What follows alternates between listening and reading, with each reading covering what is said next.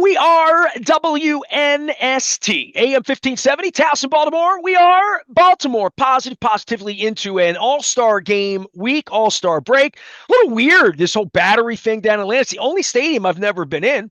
I've even been in Arlington, almost got thrown out at one point, but I did go into the new Arlington Stadium. So Luke and I, in previous years, we'd be down there, it'd be 112 degrees, hotter than Georgia asphalt. But there would be Waffle House involved and probably some really good peaches, although my wife's been getting some really good peaches here at the farmer's market. I tell you who's a peach, Mike McKelvin over at 1623 Brewing.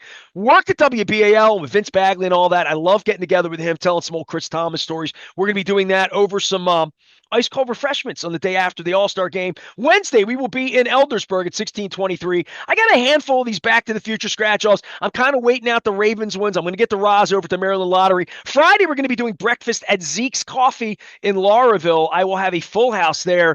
Cal, former deposed cartoonist for the Baltimore Sun, as well as Dan Roderick's deposed columnist from the Baltimore Sun, as well as Rasig, always welcomed cartoonist and a coffee drinker, and Thomas Rhodes. We're going to talk about coffee. We'll be at Zeke's Coffee on Friday. And my Eldersburg show is going to be great because I'm wearing my Getty Lee Major League Baseball. I know you dig this shirt. I mean, some people think this is a little freaky deaky, but it's cool. I'm a Getty guy. I think about this Eldersburg thing and the Live Aid. The juice was getting squeezed out of that all day Sunday.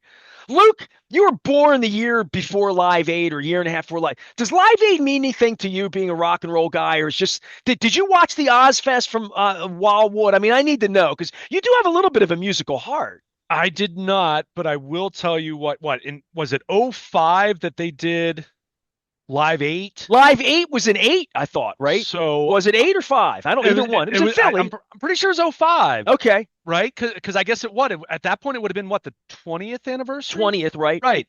So I'll tell you, it's funny because I was actually getting to Wildwood. It was that Saturday. And if you recall, Pink Floyd played. Roger Waters reunited with Gilmour and Richard Wright and Nick Mason, and they played. And that was the summer. My father had passed away the previous November. And we're just July 2nd, 2005. You're always right about dates. I never argue a date with Luke Jones. But because it resonated so much with me, because this is the first time that Roger Waters had played with the rest of Pink Floyd.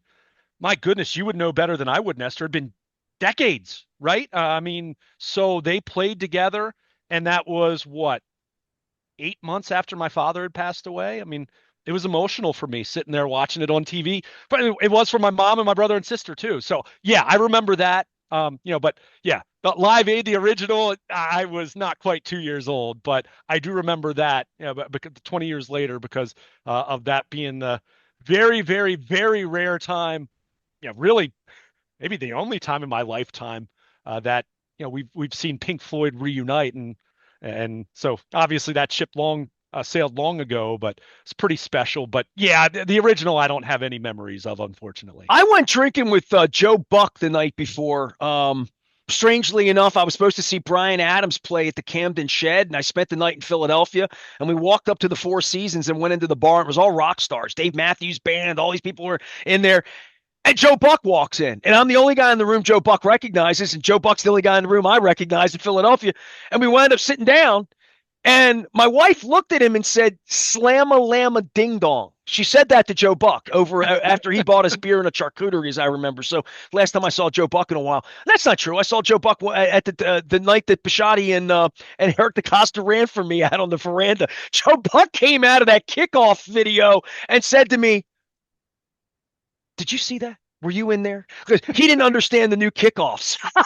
That's funny. We're going to kick off football season. Right now, we're going to kick off All-Star Game week. We're going to have some fun, some beer. I just bring up the Live Aid story, because I attended Live Aid.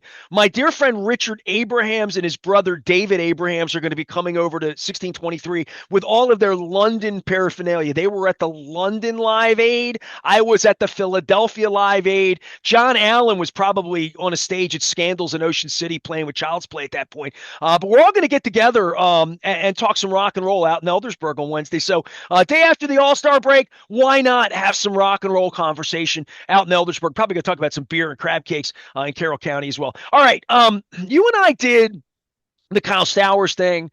We did the Elias kind of sort of trade thing, maybe, and O'Hearn a little bit. If there's anything you want to get on the All-Star game or Atlanta, let's do that now because we got Ravens starting in a week, and that's going to like overshadow all the trade deadline deals and whatever happens because to your point, nobody here is expecting a blockbuster, right? Like we're not expecting Rutschman and Kauser to be dealt off for Bobby Witt, right? I mean, we're not, there's none of that that's going to happen next week. It's going to be piecemeal. O'Hearn for a bag of donuts, Sagano, if Eflin's healthy, if somebody wants to bet on him, take his money. Like there, the fire sale part of where it began with Brian Baker, and we analyzed that one for longer than we probably should have. But it's the beginning of the rebuild for opening day of next year. And I'll tell you what, dude, if there's nothing else that I'll kick off after the Kyle Stowers thing here during an extended All-Star break, in Rodgers, that would be a reason to keep Elias around and think he's a genius because Rodgers might be their opening day starter next year. He might go 8-2 the rest of the year with a 2.5 ERA and be Dallas Keuchel. He might be. Yeah, I mean, I think it's important not to try to look at all of this as a binary kind of thing, yes or no. I mean, with it's Mike always Elias. moving. It's Kobe Mayo's moving right now. Kyle Stowers is moving right now, right? And I mean, going back to when Brandon Hyde was traded, I said to you, I wrote it at the time at BaltimorePositive.com. I mean, for me, from that point, when they weren't 18 under 500 at that point, but they were 14 under whatever it was when they canned Hyde. I looking at it realistically, understanding that they weren't going to save their season at that point in time, I said all along, my biggest objective, forget about the trade deadline or anything like that. Get your young core pointed in the right direction the rest of the way. And, Trevor Rogers wasn't someone that I had in mind, but there's a perfect example of something that isn't saving their season, but can make you feel better about 2026, right? So well, Bradish coming back and making 7 starts would exactly. do that too, right? Exactly. Kyle Bradish, or, we'll see where Grayson Rodriguez is. I mean, all of that, right? I mean, how about Adley Rutschman coming back and continuing where he left off in June, where it was the best he'd looked at the plate in about a year. So there's a lot with that. But, one thing, I want to go back to the Baker thing just for one element of it that you and I didn't touch upon in our previous discussion. And it has nothing to do with Brian Baker himself, but it has to do with the fact that there was club control left with him. So as much as we've all talked about O'Hearn, Mullins, you mentioned Sagano and Eflin. I'll throw Charlie Morton in there because Charlie Morton's pitching way better than either of those guys right now and is also a pending free agent. We've talked about the relievers, whether we're talking about Dominguez or Soto or Andrew Kittredge, who there's a team option attached to him, but you look at his age, you question, is he going to be back? So I think those are the obvious names that we point to as it pertains to the trade deadline. But with Baker being someone being dealt that has club control, I think that's where it is a little interesting. And look, I wholeheartedly agree with you. They're not going to trade, and you and I, it almost became a running joke that we would keep bringing up Colton Cowser as the example. They're not going to trade anyone like that, I don't think, right? I mean, they make a trade of that magnitude. It's probably something in the offseason, right? It's probably you're dealing a couple young position players to get pitching, right? Something of that nature, which I just don't think that's going to come to fruition in the next couple of weeks. I think that's going to be a over the winter proposition, if anything. But if you deal Brian Baker, what's not to say that for the right offer, Ramon Laureano could be traded, right? I mean, look, Laureano's been a fantastic addition. Of all the signings that they made that didn't work out this past winter, Laureano at $4 million, I mean, that was great. And they've got an option. So that said, do we all look here with full conviction that he's going to duplicate what he did this year, next year? And that's where you look at it and say, look, let me be clear. I'm not looking just to trade him just for the sake of doing it.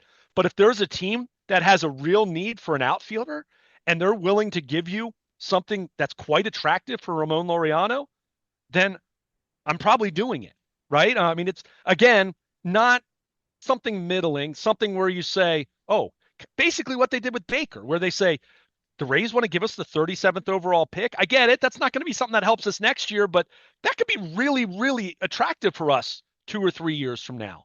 I think Laureano's in that category. I think Ramon Arias is in that category, even though he's not a pending free agent. I think Dean Kramer, I'd put in that group.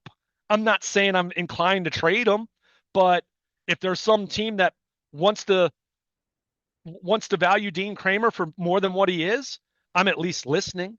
And, I think the name that's on the higher end that I'm not buying for a second that they would actually do, but, some people have mentioned Felix Bautista, again, through the lens of if someone absolutely overwhelms you with an offer, do you consider it? Right. So I just think the Well, they Baker, got Cano and Povich out of, a Jorge relief pitcher Lopez, 2 years ago. yeah, who's been DFA'd multiple times since then, right? I mean, there's volatility there. So I'm not, this is not me advocating to deal those guys that I just mentioned, but I think the fact that they did deal Baker, I think Tells you where their headspace it is. at least tells you they're willing to listen on guys that are under team control beyond this year. And I just think Well, it's that's why interesting. I brought up even Yeah, Cowser and Rutschman. I mean, sure. let's play a game here that if I were over at 105.7 and trying to get phone calls today and I had to, And it is stir All-Star things break. up. It's All-Star break week. It's If I slow, had to right? Yeah. stir things up here this week, if I were like locking four and just shooting off my mouth all day,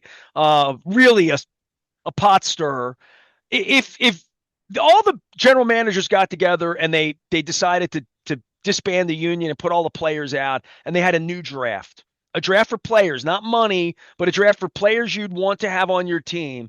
Adley Rutschman was a 1-1 Mm-hmm. as a 20-year-old player, 21-year-old player, competing with 17, 18, 19-year-old players. They said, you're the best player, unquestioned. Everybody loved the pick, all that. Not everybody liked this kid that the Nationals took as well, and all the money and the slotting and all the ghost of Mike Flanagan and Peter Angelo's come back to me when the worst teams aren't getting the best players, and that's a whole that was all I gathered from watching the draft on Sunday night is how broken the sport is when the worst teams don't pick the best players and because they can't afford them or feel like they want to be cheap or the pool money, whatever the excuse is, the Nationals did not get the best player. Now, that being said, where would Adley Rutschman get picked if all the general managers could get together right now and pick players, whether it's Mike Trout, whether it's Ohtani, whether it's Aaron Judge, whether it's Bobby Witt because you're buying green bananas and think what am I buying the next 5 years out of this player? I mean, Rutschman's 26, 27, right? In the 27. middle of the wheelhouse, wherever you think he is. He's got next 5 years, got tread on him wherever you are. Dude, I think he has played himself back to being a third-round draft pick or fifth-round draft. I think not even 1-1 or first round, but he's not an aircraft carrier. I love that I heard all of that jargon for the first time in a while. Yeah, that's a Yeah, GM. I heard that jargon on Sunday night for the first time in a while. Aircraft. Who are the aircraft carriers? Now, Henderson would get picked. Westberg would get picked. I mean, Rutschman would be sitting around like the left-handed kid in my little league in wiffle ball. He'd be sitting up against the wall because no one would pick him right now. And that's what you're talking about with trades, right? Like, who's going to pick that player for this player? How do I trade you this for that? I mean, it's really no different than Little League Pick'em. And if Rutschman were involved, he wouldn't, stock's way, way, way down. There'd be people that say, give me Mayo first over the next 5 years. I'll fix him. Give me Stowers. I'll fix him. I think it's always more complicated when you are talking about a catcher because, for me, look, let's look at Adley Rutschman for what he's actually been this year. His defense has been better than it was last year. The metrics support that. So the defense has trended up. Offensively, has he been better than he was in the second half of last year? No question. But has it been what he was in 22 through the first half of last year? No. I think you still have to recognize catcher being a premium position in terms of there aren't a lot of catchers that give you a whole lot offensively. So I think he would still be more highly regarded than you might think. But yeah, I'm not going to sit here and try to say, oh, 1-1, yay, you took him over Bobby Witt, right? With hindsight being 2020. So, as far as your exercise, I mean, It's tough because I mean, are we looking at it through the lens of an expansion draft, or trying to look at what he would project as, what would he be drafted? I mean, he'd. I think we also need to understand what the baseball draft is, right? We talk about this with every sport where there's an unknown, there's a certain element of art that still goes with it as much as you try to make it a science. That's the kind of language the Ravens have used for years and years and years.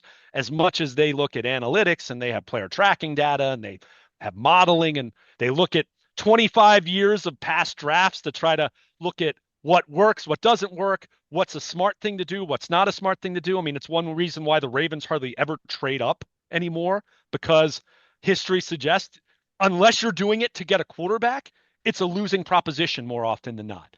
And it is, even when you take a quarterback, but when you need a quarterback, you need a quarterback, right? So that the rules kind of go out the window under that scenario. So, but I guess the point I'm trying to make is I think Adley Rutschman still has value. I think he's still perceived favorably, but not where he was 2 years ago. I mean, that's You're a not getting captain. Paul Skeens for him, dog. Yeah, I You mean, know? it's a captain obvious statement. So, and that's where I think it's kind of interesting where they're going to be. Not so much the trade deadline, because again, I fully expect we're going to see them make multiple trades, but I don't know if they're going to be able to trade Eflin. I don't know if they're going to be able to trade Sagano. Charlie Morton, I think they can trade all things being equal, but is a team going to want to take on the money? Are the Orioles going to be willing to throw in an extra $1.5 million in the deal, and they might get a better prospect in return? O'Hearn will absolutely be dealt, barring something bizarre happening. Cedric Mullins, I think some team will take him on, but let's face it. Let's call a spade a spade. Cedric Mullins has not played very well since, the second week of May. Go look at his numbers since then. They're ugly.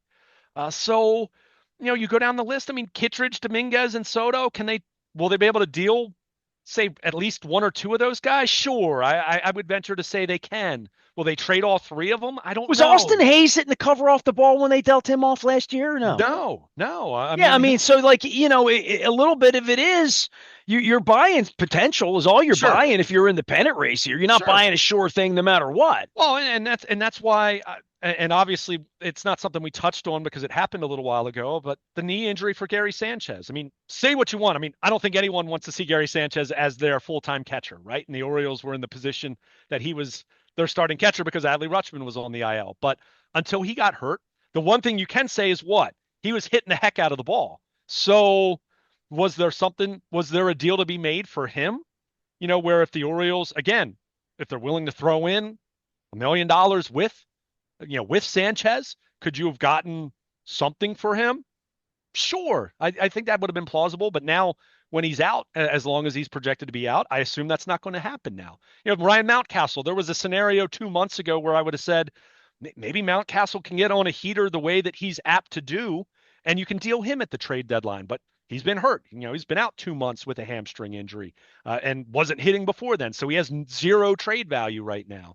So, you kind of look at it through that lens. I just think it's interesting, because of what they did with the Baker trade, that the fact that he wasn't nailed, he wasn't someone that was coming off the books, right? I mean, he was not a pending free agent, but they got something in return that they said, hey, this is worth it to do this. Well, these guys that don't have options too become a lot less valuable, and right? that's the other thing too. I mean, especially in the bullpen, Nestor, we've seen this, and we even saw this at times with the Buck Showalter era, where and obviously things were different then. You couldn't option guys, or you could option guys at will. Then now you have a limit on the number of times you can send someone to the minors and all that. But we all talked about that's when we first started talking about the Norfolk shuttle. I mean, Duquette and Buck would have they'd have guys on a taxi squad. They'd have a reliever staying in a hotel in whatever city they were playing, knowing that they were going to had every intention of activating that guy a day or two later, just because they did it from a strategic standpoint. So it's nice to have optionable pieces in your bullpen. And at times, the Orioles, when they've had flexibility, generally speaking, their bullpen has been, I want to say better, but it's had more flexibility, and you're able to maintain it better. You're probably able to sustain better because you can cycle in some long relievers that can give you innings when you're in a position where, you have a blowout, good or bad. But when you have a bullpen full of guys that are out of options, man, it makes it tough. I mean, it's one reason we saw them option Yennier Cano a few weeks back, right? I mean, I don't think they optioned Cano because they thought he was pitching horribly, even though he hasn't had the year that he had a couple years ago, of course. That was way more that their bullpen was fried and they needed a fresh arm at the time. And he was kind of not pitching great. And they said, okay, let's send him to Norfolk for a respite and we'll get a fresh arm and he'll be back up here in 2 weeks. And that's how it ended up playing out. So I just think you have to keep an open mind with the trade deadline. I mean, all the guys that are on expiring deals, it's easy to say trade those guys, right? And they're going to trade those guys. And, if they come away with a few pieces that can help them over the next couple years, then great. But I think it is interesting to at least entertain the possibility of, if some team comes calling and really needs a right-handed hitting outfielder because their guy just went on the IL, right? And I don't know who that team is. I'm just, I'm speaking in generalities, but Ramon Laureano, he's batting 284. He's got an 867 OPS. He's been fantastic.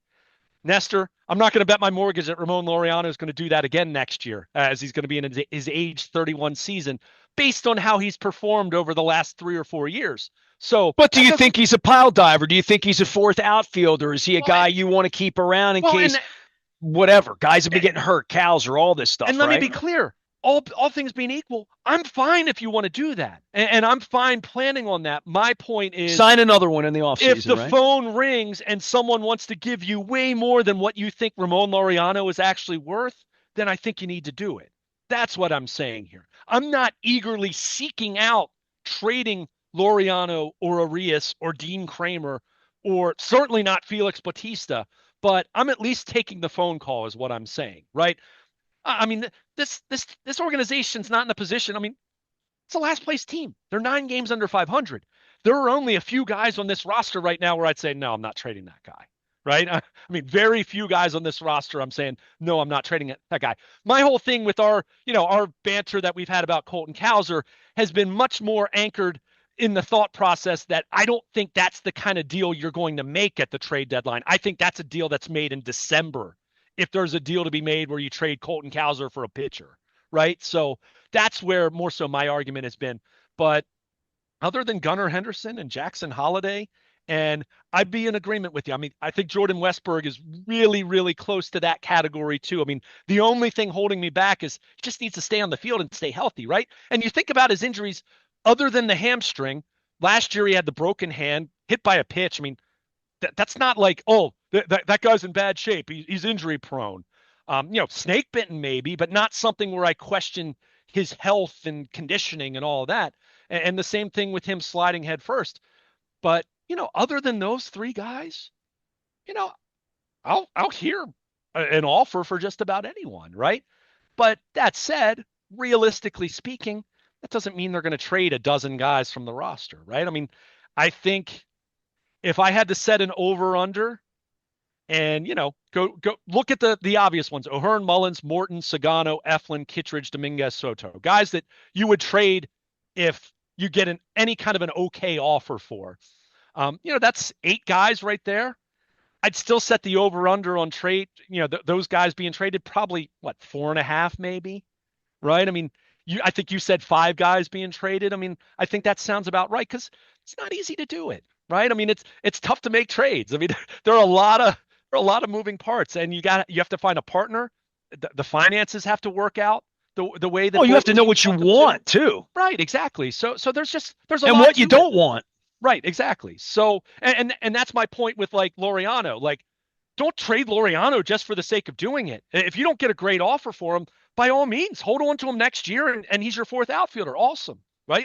I'm not at all. Well, you got Tyler O'Neill under contract. You better have some other options. Oh, no question, and that's why I want to see Dylan Beavers up here perhaps in August, right? And take a look at him. He's had a really nice year at AAA.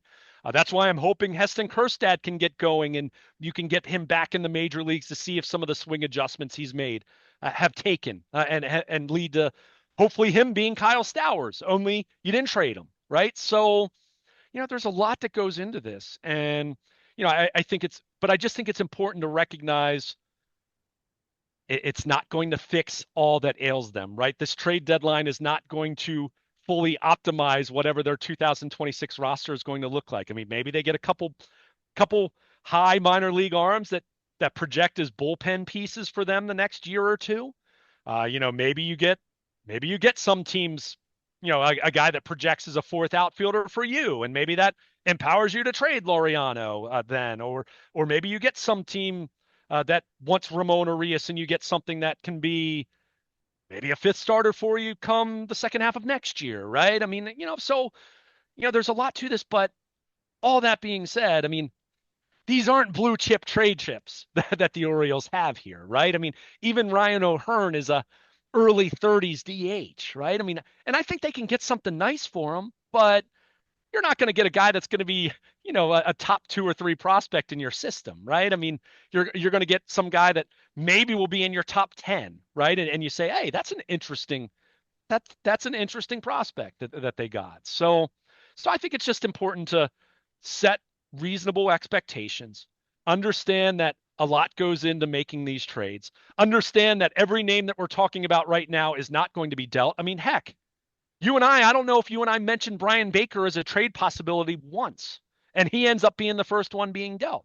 Again, to your point, it's a unique circumstance because it was a draft pick that they were able to get for him, and they needed to do it before the draft, obviously, for that to work. But I think that's where just keep an eye on the Kramers, the Laureanos, the Ariases, the guys that aren't free agents, but if a team makes a good enough offer, I think you at least need to have to consider it. But just knowing where they are, of those guys I just mentioned, Kramer, it's got to be something where I say, wow, you kind of have to do that because Dean Kramer is a fourth or fifth starter, and that team's giving you an offer that feels like they think Dean Kramer's more like a second or third starter, right? Well, any of these things are plausible that you're bringing up, right? Like the notion that Brian Baker was going to get dealt when you were in Wildwood and I was taking a we nap. Didn't talk about that once. Yeah, I mean, and the thought that something like that could be offered to get him a high second round draft pick where he could go out and take another apple bob at a young player, it is indicative that Mike Elias feels like he's going to be running the franchise and is running the franchise and is buying green, but very, very green bananas when you're buying 37 draft picks and think that that's more important than having Brian Baker have 40 innings of relief pitching for you this year and for 3 more years. Yeah, right. And look, I mean, and we talked about this, so I don't want to repeat myself too much, from a previous segment, but you also have to recognize, Brian Baker doesn't have this isn't a guy that's been an all-star reliever twice, in the way that you would think about Felix Bautista right now, who has 2 more years of team control. Bautista, when he's been healthy, has been dominant, going back to 2022, when he was the setup man that year as a rookie. So, that is a way different entity. It's a way different asset than Brian Baker, who's had 3 good months, right? And, Baker was solid 2 years ago, 3 years ago. So, but you have to at least look at it, right? You have to at least consider it. And I'm in agreement with you. I mean, I don't think that means Elias is safe for 3 years.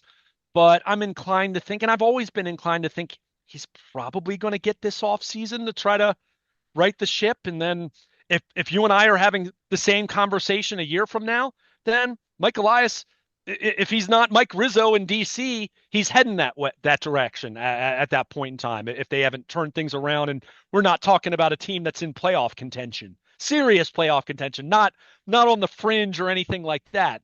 A team that's in first or second place a year from now. We're talking way differently about that. So, yeah, I mean, I think it probably reflects that Elias, is going to be around at least for 1 more winter.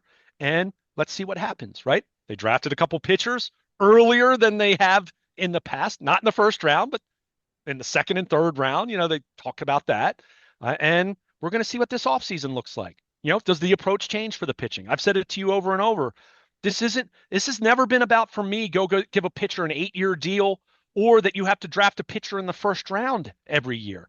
But that middle ground has to be firmer footing than 1-year deals and reclamation projects. You can do those things, but you need to play the middle Well, that's class where market. Rodriguez and Bradish didn't Sure, bloom, and sure. Kramer's here, and Trevor Rogers was a piece this time last year that they were very enthusiastic Right. about, that they're once again enthusiastic about. So they're look, I'm not gloom and doom, but to your point, There's a lot of work I that don't has have to be to done. bring it up. You bring it up. They're a last place baseball team with Sure. a neophyte owner that looks lost. Did you see him speak last week about it was like he never read Lords of the Realm. Yeah. You know what I'm saying? Like he is such a naive man for being a billionaire about any of this, and the people around him are naive, and Greg Bader is destroying the broadcasts. I mean, I mean, Kevin Brown's terrible all of a sudden. Ben McDonald feels disinterested in anything other than catching his flight.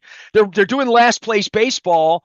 It's one giant sales piece. Melanie's running around on MLB doing the draft. I just the whole presentation is the television set for me. I don't go down there and give money, and if I Yeah. did, that would have a higher expectation.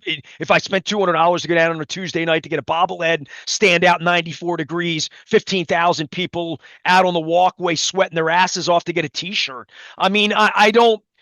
There's so many things fundamentally wrong with this franchise right now. I mean, really, in a lot of ways, Yeah. including the 600 million they're about to spend, and how where Katie Griggs is hiding, and Elias firing the manager in last place and high. There's a lot of really effed up things. You and I Sure. just you have to keep between the lines, and I Uh, look at the greater picture, how empty the stadium is, how empty their soul is, how empty it sort of is when I get outside of white people who like baseball. That they're just not an entity. They're not a thing in this city in a lot of places.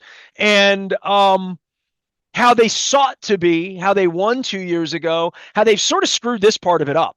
yeah. They've burped all this up now, the honeymoon and all that. But more than anything, I now have the tea leaves on the new ownership, and it stinks. This guy's terrible. And when he sits in front of cameras, not me, because they won't put him in front of me because I'd ask real questions and he can't talk about baseball because he doesn't know anything about baseball. And it comes really clear when he does open his mouth talking about, well, we all seem to come to the realization that, we need a salary cap and we need some costs.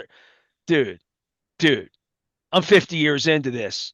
Are you They aware how stupid you sound when you say these things as a billionaire that's supposed to be the smartest guy in the room? That you're in as over your head as Schittler is running the country. Just no idea like what the job is and what the thing is with baseball other than make me a bobblehead, I'll sign autographs, and I'll find capable, competent executives to come in, and it's the Orioles and everybody's just going to come back at full price. I mean, I could go on, and I will, and I'll write about it because Elias looks like he's going to survive this, through all of this. But they've got so much work to do on how awful a lot of it is. And you talked about streaming and direct and like all of that. That's great. But when you got a last place baseball team,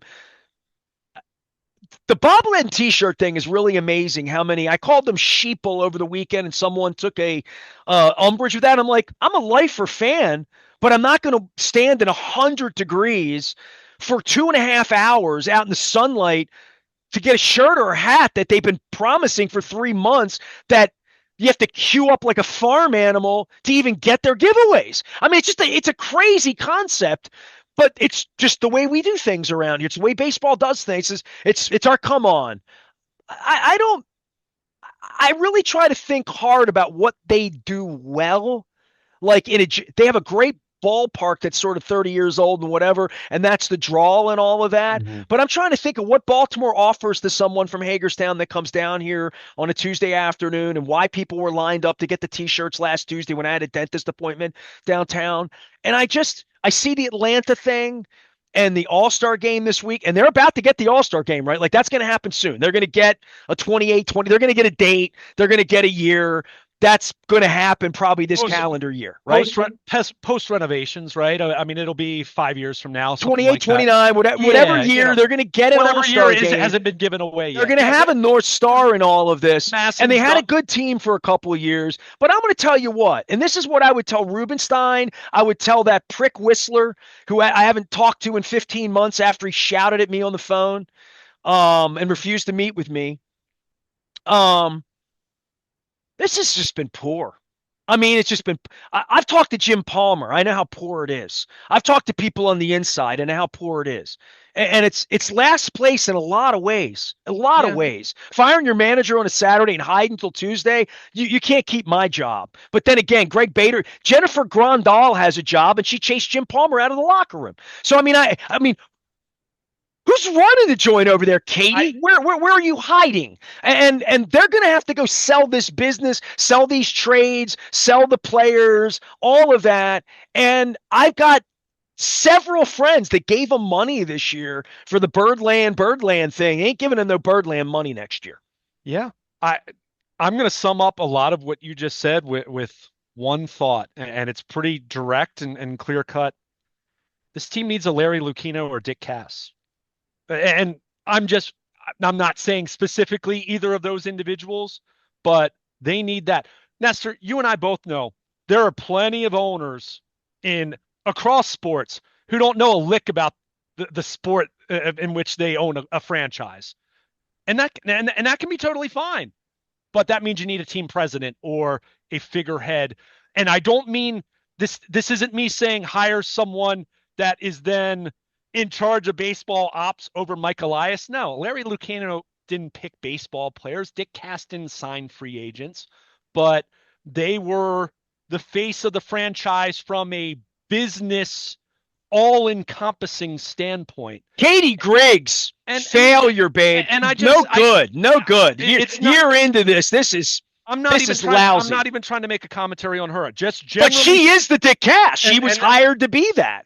She's not the team president, though. I mean, but my point is they need that. Whatever that looks like, they need that, because I think that's something that would improve the rough edges of what Mike Elias is as a general manager, which, to your point, not having a press conference for 3 days after firing a manager, that's something that Larry Lucchino in Boston or Dick Cass for years and years and years running the Ravens, or go back to David Modell prior to that, that wouldn't have happened, right?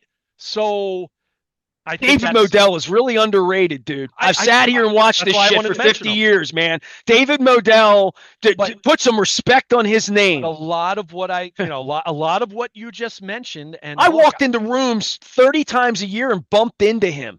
Just bumped into him because he was out doing roosts. He was out doing fans. Sure. He was out meeting people. I mean, it was really amazing. And I don't mean concerts or social events. I mean things selling his football community. Team. Yeah. I think a lot of what you just mentioned, and look, you make a lot of very cogent, direct, good points in what you say there, that I think having that person in place, and I said this, my expectation, and it ended up being kind of sort of Katie Griggs, but that wasn't even her job description. Isn't exactly what we were talking about there. Dude, I've had better people on this radio station the last 4 months. Like if he had any stones and he really thought something of Louis Aparicio and thought of me, it sat with me for 2 hours, I would have written down, call Charles Steinberg, sure, call Rick Vaughn, call John Maroon, call Janet Marie Smith, probably call Theo. Right? Because Theo's got some Baltimore. Call Cal and Billy and sit with them. And it's nice you want to make nice with Kurt Schmoke. I do too. He wanted to legalize weed 40 years ago. He's at 50 years ago, ahead of time. Look, that's all great that you want figureheads and Grant Hill and you want black and white and female and you want pride and you want all. Get someone competent. How about that? I don't care if they're orange with purple specks. You need boots on the ground. Bring a leader in. Go hire Moeller, for crying out loud. He knows everybody in the community. And I mean, he would never say a bad word about the Orioles. So, but there's a point where Angelos, when he bought the team, you know what? You probably don't know this. Maybe you do. He hired Ernie Accorsi for 5 minutes. Do you know that? You told me that at some point in time. So Ernie Accorsi and Grant Hill and these guys came in. And this is after he shit-canned Lucchino and mistreated. Peter lied to Peter was just a horrible human. I mean, lied to everybody, including me, about everything. And there's an owner that never. By the way, I'm going off the rails, but I was sitting at Cooper's North on Sunday to watch the Sunday game, and it got rained on, right? So the rain delay, they showed the Frank Robinson statue speech. So it was Mhm. 2012, April of 12.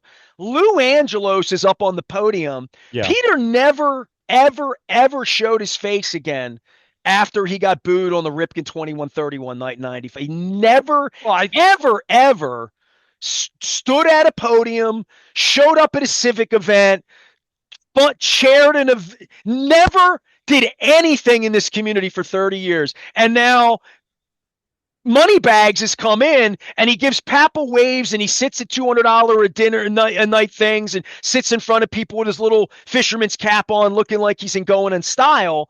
But what Larry Lucchino did and what Dick Cass tried to do and what you get in front of this, man. You right. absolutely get in front of this and you're out at those things. And Peter didn't even do that when the statues were built. I saw Janet Marie, her hair was a little up. She's 13 years ago. She had a little older style hair. She looks more hip now. Work maybe it's LA, the Hollywood thing out in LA and all that. But dude, I have a Rolodex that if I own the team and he put me in charge of the vice president of something operations of the community of the thing, I could bring him a dozen high integrity, high credibility, high intelligence, high emotional intelligence, high community knowledge, high baseball knowledge, high industry knowledge, high marketing knowledge, high media knowledge. And I could put together in I would hire Buck. Buck would bring credibility, even though he'd be a pain in the ass.